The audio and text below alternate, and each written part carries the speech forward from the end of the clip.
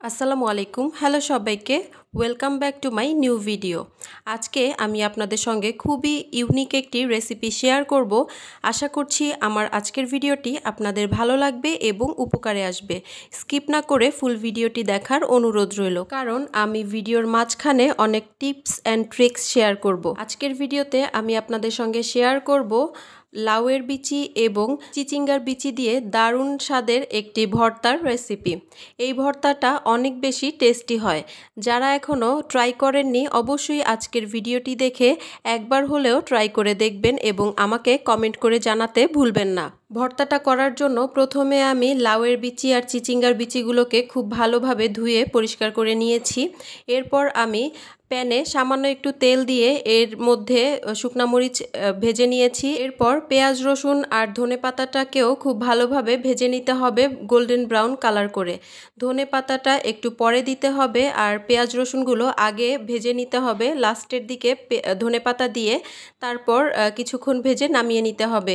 এরপর আগে থেকে ধুয়ে রাখা চিচিঙ্গা আর লাউয়ের বিচিগুলোকেও খুব ভালোভাবে ভেজে নিতে হবে। প্রথমে আমি বিচিগুলো দিয়ে দিলাম, এরপর একটু নেড়ে চেড়ে দিলাম। এরপর আমি এর মধ্যে অ্যাড করব স্বাদ মতো লবণ। আমি এখানে বিচির পরিমাণ অনুযায়ী লবণ দিয়ে নিলাম।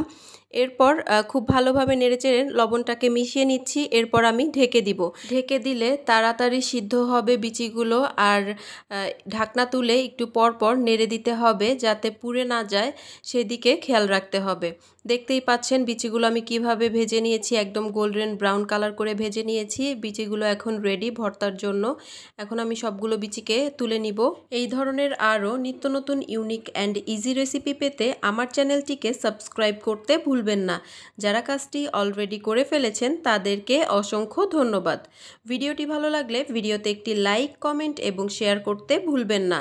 আপনাদের এক একটি লাইক, কমেন্ট এবং শেয়ার আমাকে নতুন নতুন আরও অনেক ভিডিও করার উৎসাহ যোগায়। এখন আমি একে একে সব কিছুকে বেটে নিব। প্রথমে আমি সামান্য একটু লবণ অ্যাড করে মরিচগুলোকে বেটে নিয়েছি। এরপর আমি পেঁয়াজ রসুন আর ধনে পাতাগুলোকে বেটে নিব। এরপর আমি বেটে নিব বিচিগুলোকে। আপনারা এভাবেই যখন কোনো কিছু বাটবেন ভর্তার জন্য সব কিছু একবারে নেবেন না, তাহলে কিন্তু বাটতে অসুবিধা হবে। আর আপনারা চাইলে ব্লেন্ডারে ভর্তাটা করতে পারেন, কিন্তু আমার কাছে পাটায় বাটা ভর্তা অনেক বেশি ভালো লাগে। আমি সবসময় বলে থাকি পাটায় বাটা ভর্তার সাথে অন্য কিছুর তুলনা হবে না। পাটায় বাটলে ভর্তাটা বেশি টেস্টি হয়। সব কিছু বাটা হয়ে গেলে আমি এখানে অ্যাড করছি কিছুটা সরিষার তেল। সরিষার তেল ছাড়া যেন যে কোনো ভর্তাই অসম্পূর্ণ থেকে যায়, তাই না বলেন? এরপর আমি সব কিছুকে একসঙ্গে খুব ভালোভাবে হাতের সাহায্যে মিশিয়ে নিচ্ছি। এই তো আমার টেস্টি ভর্তা রেডি হয়ে গিয়েছে। গরম ভাতের সঙ্গে এরকম যদি একটা ভর্তার আইটেম থাকে তাহলে কি আর মাছ মাংস ভালো লাগবে বলেন? আমার আজকের ভিডিওটি এই পর্যন্তই। আল্লাহ হাফেজ।